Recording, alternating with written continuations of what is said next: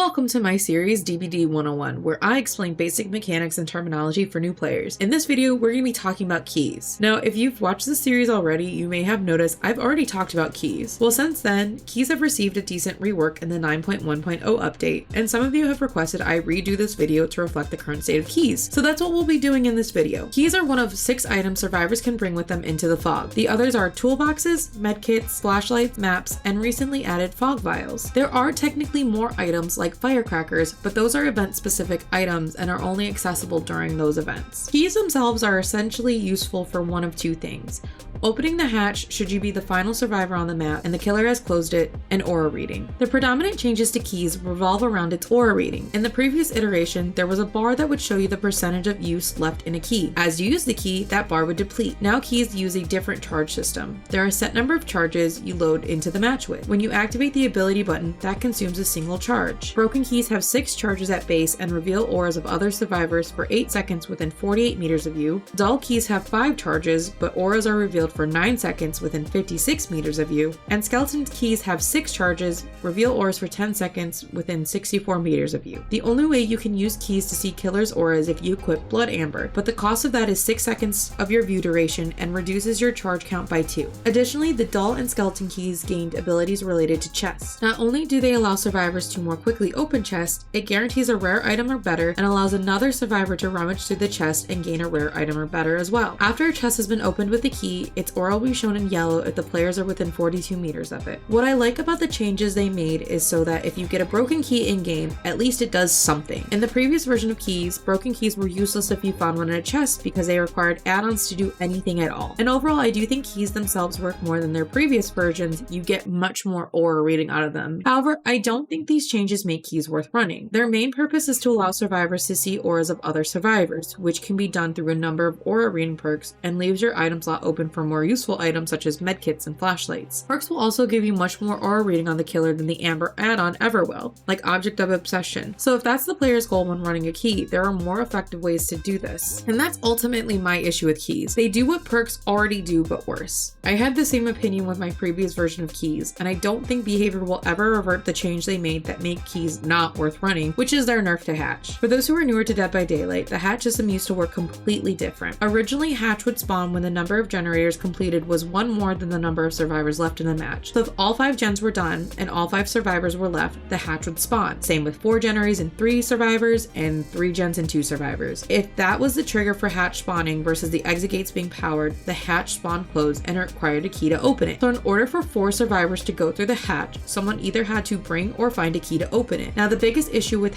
the hatch was that there was no timer opening it, which was overpowered. But instead of just adding an animation to nerf hatch, behavior decided to only allow it to spawn when there was 1 survivor remaining in the trial. This is what makes keys so useless because it spawns open. So in order for the game state to be in a place where a survivor would need a key, very specific things need to happen, and most survivors understandably aren't going to build around that game state. But with the changes related to the chest, it does make me wonder if the developers are making their way to reworking chests as well, because in the current state of DBD, chests are woefully underutilized mechanic of the game, and for good reason. You don't know what you'll get from them, they don't contribute to the survivor objective, which is finishing generators and powering the exit gates. There are only a few that spawn in. At base, there are only 3 chests, but depending on offerings, there can actually be less. Giving survivors an opportunity to rummage through chests multiple times and guaranteeing themselves and another player a rare item can be helpful. There's just the issue that most survivors aren't bringing an item to trade it with another item. Like if I as a survivor want to run a medkit, why would I not just bring a medkit? Why would I bring a key just to use something that's already in my inventory? I don't think behavior connected the dots between what players are currently doing and what they want players to do. So this is how keys work and ultimately why I don't think they're worth running. Between perks and the value other items bring players, there's just better things to equip than keys. Unless you're specifically looking to get a hatch escape, keys just aren't worth it. But let me know what you guys think. Do you guys like keys? Is there something else you want to see included in this series? Leave your thoughts in the comments below. And don't forget to like and subscribe so I can bring you more Dead by Daylight content.